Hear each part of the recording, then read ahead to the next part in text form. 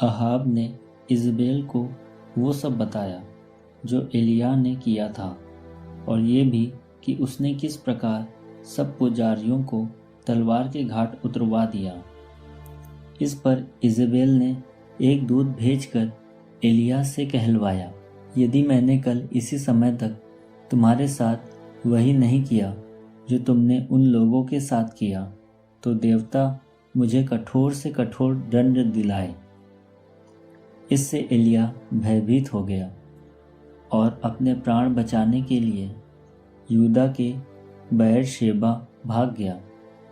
वहाँ उसने अपने सेवक को छोड़ दिया और वो मरुभूमि में एक दिन का रास्ता तय कर एक झाड़ी के नीचे बैठ गया और ये कहकर मौत के लिए प्रार्थना करने लगा, प्रभु, बहुत हुआ, मुझे उठा ले, क्योंकि मैं अपने पुरखों से अच्छा नहीं हूँ।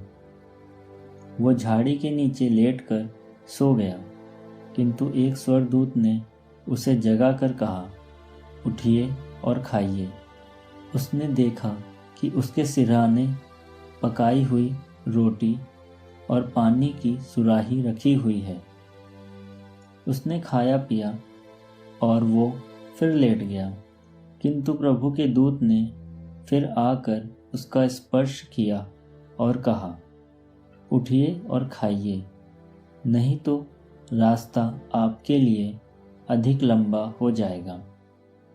उसने उठकर खाया पिया और वो उस भोजन के बल पर 40 दिन और 40 रात चलकर ईश्वर के पर्वत होरेब तक पहुंचा। एलिय्याह होरेब पर्वत के पास पहुंचा और एक गुफा के अंदर चलकर उसने वहां रात बिताई। उसे प्रभु की वाणी ये कहते हुए सुनाई पड़ी, एलिय्याह, तुम यहाँ क्या कर रहे हो?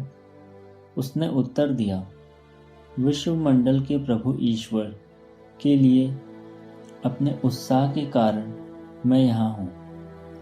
इज़राइलियों ने तेरा विधान त्याग दिया, तेरी वेदियों को नष्ट कर डाला और तेरे नबियों को तलवार के घाट उतारा। मैं ही बच गया हूँ और वे मुझे भी मार डालना चाहते हैं। प्रभु ने उससे कहा, निकल आओ और पर्वत पर प्रभु के सामने उपस्थित हो जाओ। तब प्रभु उसके सामने से होकर आगे बढ़ा। प्रभु के आगे आगे एक प्रचंड आंधी चली, पहाड़ फट गए और चट्टानें टूट गईं। किंतु प्रभु आंधी में नहीं था। आंधी के बाद भूकंप हुआ, किंतु प्रभु भूकंप में नहीं था। भूकंप के बाद अग्नि दिखाई पड़ी, किंतु प्रभु अग्नि में नहीं था। अग्नि के बाद मंद समीर की सरसराहट सुनाई पड़ी। एलिय्याह ने ये सुनकर अपना मुंह चादर से ढक लिया और वो बाहर निकलकर गुफा के द्वार पर खड़ा हो गया। तब उसे एक वाणी ये कहते हुए सुनाई पड़ी, एलिय्याह, तुम यहाँ क्या कर रहे हो? उसने उत्तर दिया, विश्वमंडल के प्रभु ईश्वर के लिए अपने उत्साह के कारण मैं यहाँ हूँ। इज़राइलियों ने तेरा विधान त्याग दिया, तेरी वेदियों को नष्ट कर डाला और तेरे नबियों को तलवार के घाट उतारा। मैं ही बच गया हूँ और वे मुझे भी मार डालना चाहते हैं। प्रभु ने उससे कहा, जाओ, जिस रास्ते से आए हो उसी से दमिश्क की मरुभूमि लौट जाओ। वहाँ पहुंचकर हजाएल का अराम के राजा के रूप में और निमशी के पुत्र येहू का इज़राइल के राजा के रूप में अभिषेक करो। इसके बाद आबेल महोला के निवासी शफाट के पुत्र एलीशा का अभिषेक करो, जिससे वो तुम्हारे स्थान में नबी हो जो हजाएल की तलवार से बचेगा। उसे येहू मारेगा और जो येहू की तलवार से बचेगा, उसे एलीशा मार डालेगा।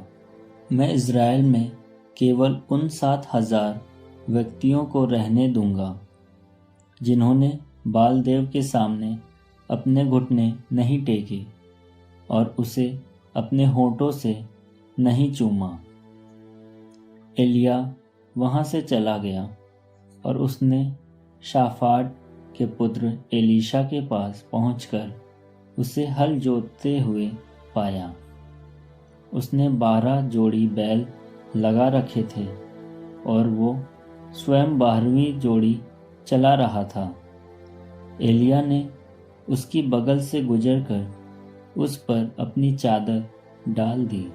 एलीशा ने अपने बैल छोड़कर एलिया के पीछे दौड़ते हुए कहा, मुझे पहले अपने माता पिता का चुंबन करने दीजिए, तब मैं आपके साथ चलूँगा।